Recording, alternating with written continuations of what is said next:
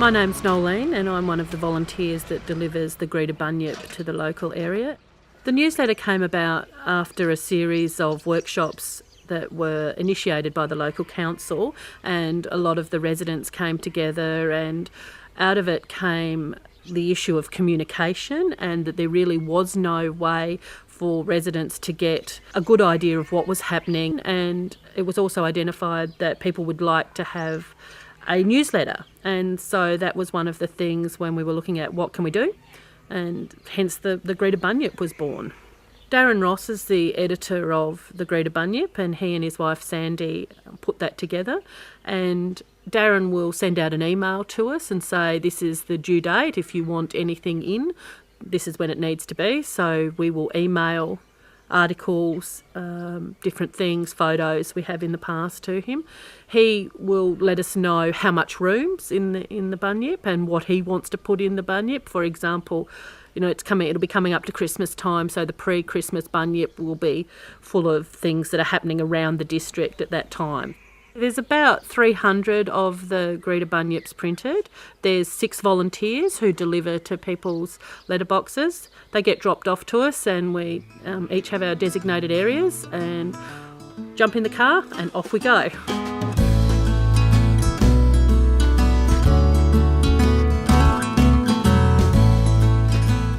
My name's Alan Porker. I came to this district some 30 years ago this December. I'm part of the organising committee, although my main role is a delivery boy, and the delivery run takes about 2.5 hours. I think my delivery run's the longest of all of the groups at the moment. Bunyip Newsletter, we've just finished our 12th edition, so we're about 2 years down the track from that being organised. It's a wonderful little addition to the community. Not everybody takes the local newspaper, and often the newspaper only presents what has happened rather than the upcoming events. And lots of people find it very useful to have a timetable of upcoming events available for them to make sure they get along to all the things that are important in the district. Sport at the moment, I would say, is the number one focus to bring lots of people together. I see the importance of physical activity in a community, and around this district we've been very lucky. Most of the kids around here take part in sport. It's to be encouraged. It's far better that they're doing sport than doing drugs, and we're doing everything we possibly can to ensure that we provide for a good opportunity for them to take part and to have fun. And probably one of the main reasons that I've been involved in the setup of the bunyip and that sort of thing is that we really need to gear up and do some renovations in this building. It seems that you need to have a complete community focus with everybody on board to generate the kind of conditions where you'll get funded. So we're working towards that as the main goal.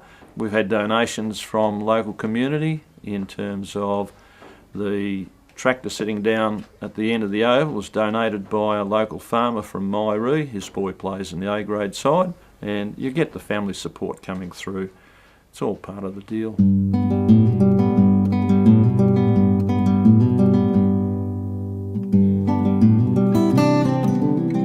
My name is Joan Ellis, and I've lived here at Greta for almost 40 years, and I'm one of the 3 founding members of the Greta Heritage Group.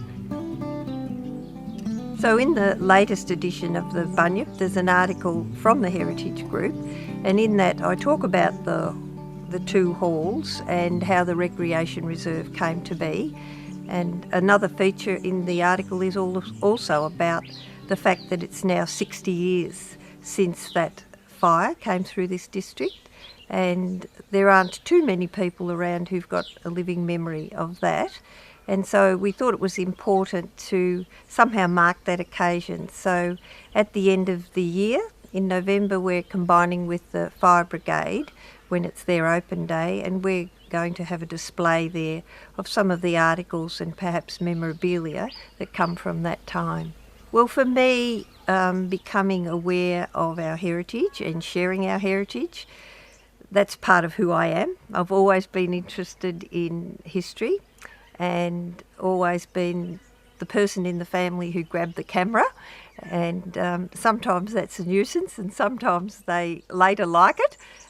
So I've taken photographs really around the district for a long time, just for my own personal interest, and now I'm at the point in my life where I can begin to do something more about it and work with others to capture that history before all the people who can tell us something about it are gone, and also to share it with the new people in the district, because most of them don't have that opportunity to know much about what's gone on before.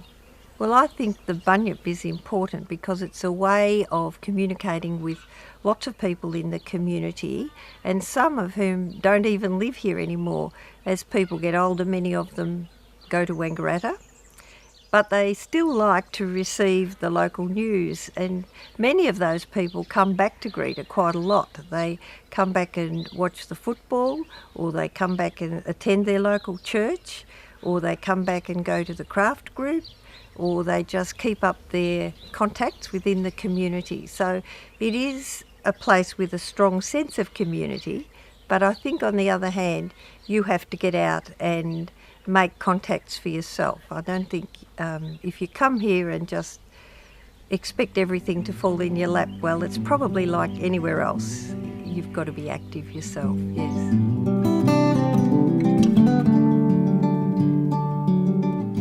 Oh, look, it's a fantastic community. It's a very diverse community. You have a really good mix of families that have been here from the very early days, families that have moved in. You have, again, that mix of the farming community, people with different businesses, people who've moved to the area wanting to have a different lifestyle, that lovely rural lifestyle that we've got here, and not being far from work.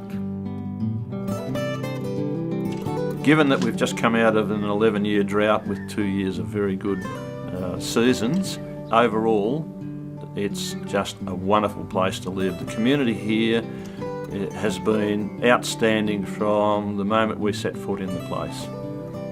People to me are very important. I've really enjoyed taking part in this community. It's a really good feeling to get the Bunyip out there. We're all really busy people and we have to fit it in around school, work, other events that we're doing. But it's really important that it gets out there, and it wouldn't get out there and reach the people that it does if the volunteers weren't able to do it.